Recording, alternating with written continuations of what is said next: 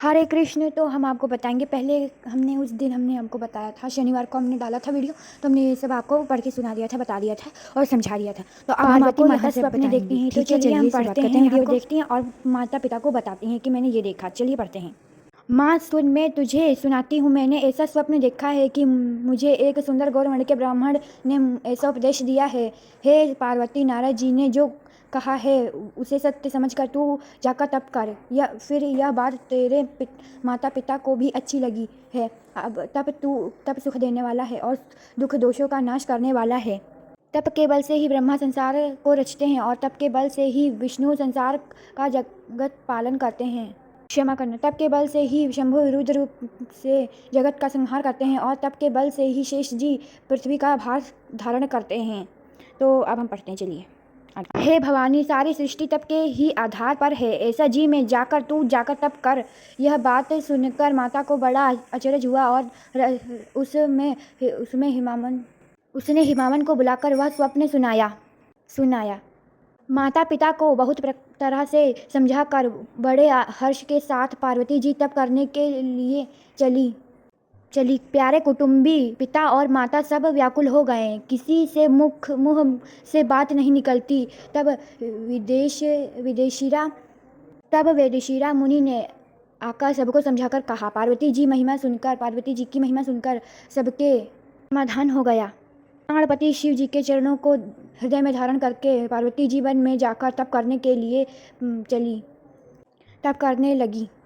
पार्वती जी अत्यंत सुकुमार शरीर तप के योग्य नहीं था, तो भी पति के चरणों का स्मरण करके उन्होंने सब भोगों को त्याज दिया। अब हम आगे पढ़ेंगे। स्वामी के चरणों में नित्य नया अनुराग उत्पन्न होने लगा और तप में ऐसा मन लगा कि शरीर की सारी सुध बुध बिसर गई। 1000 वर्ष तक उन्होंने मूल और फल खाए, फिर 100 वर्ष साग खाकर बिताए। कुछ दिन जल और वायु का भोजन किया और फिर कुछ दिन कठोर उपवास किए, जो बेलपत्र सूखे पृथ्वी पर गिरते थे। 3000 वर्ष तक उन्हीं को खाया। सूखे पर्ण पत्ते भी छोड़ दिए। तभी पार्वती का नाम अपर्णा हुआ। अगर कोई आपसे पूछे अपर्णा नाम किसका था, पार्वती माता का कैसे पड़ा, तो आप ये सब बता सकते हैं। श्री रामचरितमानस में लिखा, इसलिए हम आपको कहते हैं वीडियो ये देखिए, जरूरी है आपके लिए। पर से उमा का शरीर देखकर आकाश में गंभीर वाणी हुई।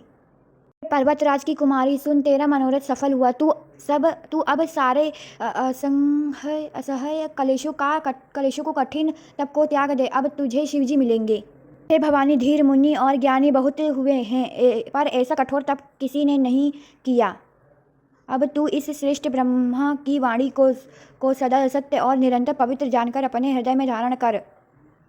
जब तेरे पिता बुलाने को आवे तब हठ छोड़कर घर चली जाना, और जब तुझे सप्त ऋषि, अब हम यहाँ से पढ़ चुके, सप्त ऋषि मिलेंगे तब इस वाणी को ठीक समझना।